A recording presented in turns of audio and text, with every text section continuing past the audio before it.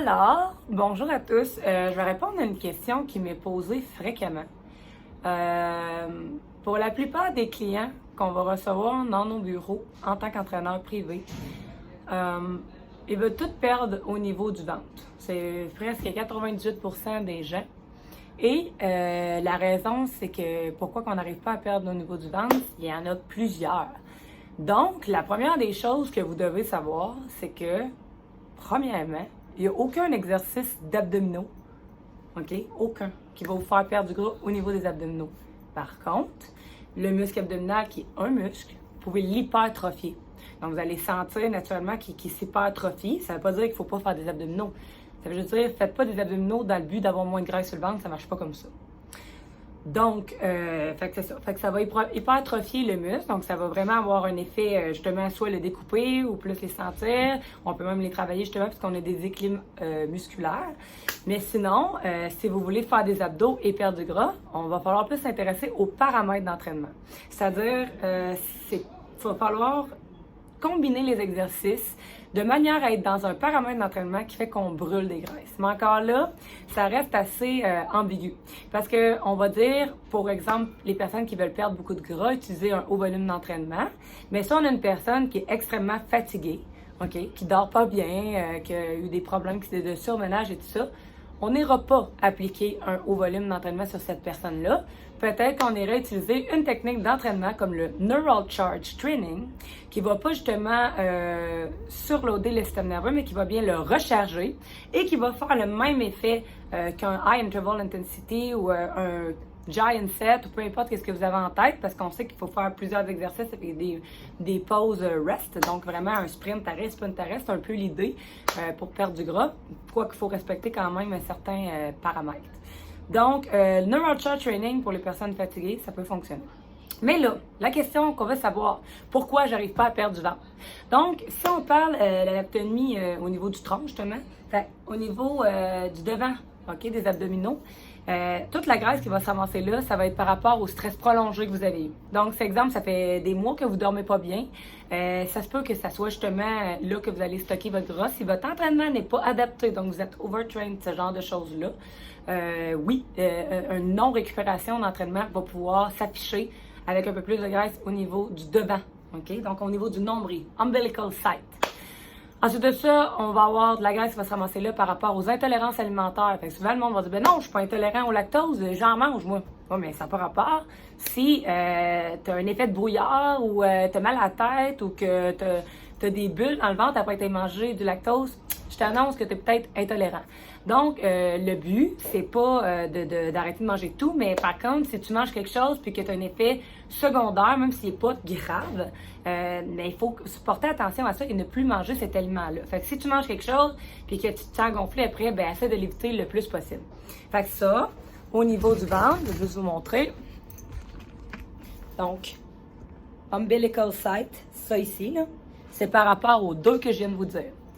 Pour le gras qui est ici, poignée d'amour, ça c'est un des plis les plus faciles à faire perdre aux gens. C'est que tu ne manges pas tes glucides au bon moment, ou que tu n'en manges probablement trop, ou que ton déjeuner n'est pas bien paramétré. Fait que si tu manges super gros des glucides le matin, mais que tu manges presque pas de protéines, ça se peut que ça l'agisse sur ta glycémie tout le reste de la journée. Pas ça se peut, c'est inévitable.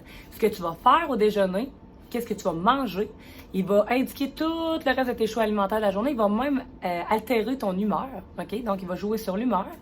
Et en plus de ça, il faut à peu près 30 grammes de protéines le matin à consommer pour chaque personne parce que le premier 15 grammes de protéines, il va servir justement à la détoxification du corps et le deuxième 15 grammes à soutenir le système immunitaire.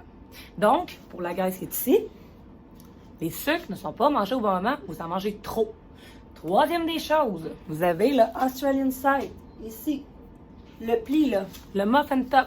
Mais ça nous indique clairement comment il y a de l'inflammation dans votre intestin. Fait que là, ça veut pas dire juste que c'est ça.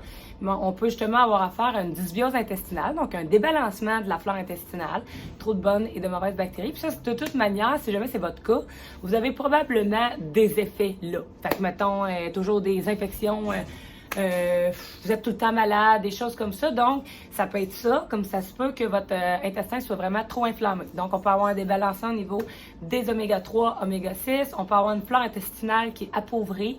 On peut avoir des consommations d'aliments comme le gluten, qui est vraiment 100% inflammatoire. Même si vous n'êtes pas cœliaque, vous avez tout le monde 100% une réponse inflammatoire à cette protéine-là, dérivée de protéines du blé, en fait.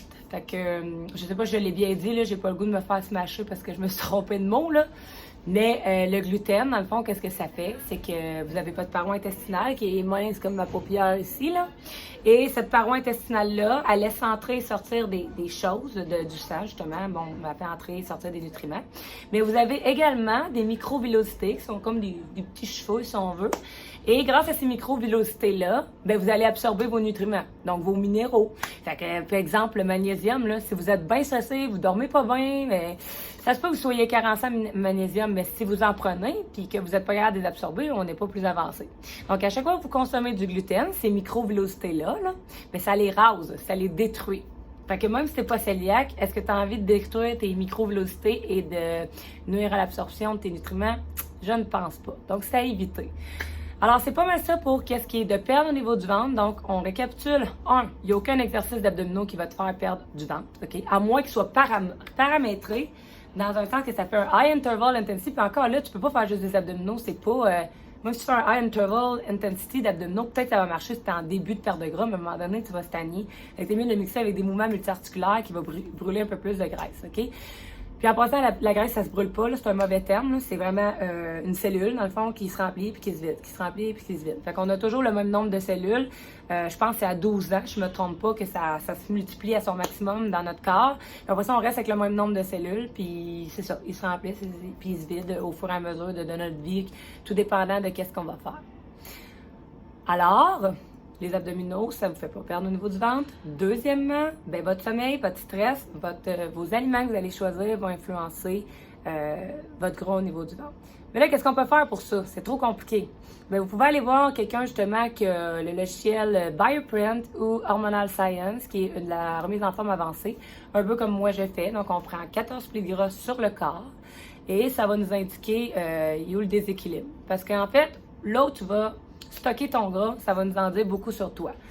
Alors, ça peut être une option et rendu là, c'est sûr que la plupart de ces programmes-là fonctionnent avec beaucoup de suppléments, mais je vais intégrer plus de la nourriture que des suppléments. C'est sûr qu'il y en a que si tu étais dans l'excès de mauvais sens, ça se peut qu'il faut aller dans l'excès dans le bon sens, puis ça se peut que je puisse pas te faire manger 3 livres d'oméga 3 par du poisson par jour. Fait que oui, ça se peut que tu prennes des oméga 3 en supplément. Donc, c'est qu'est-ce qui complète mon vlog sur comment ça, j'arrive pas à perdre du ventre. Et si vous avez d'autres questions, ben je peux répondre dans un autre vlog et renchérir. Et je vous souhaite une magnifique semaine. Mouah!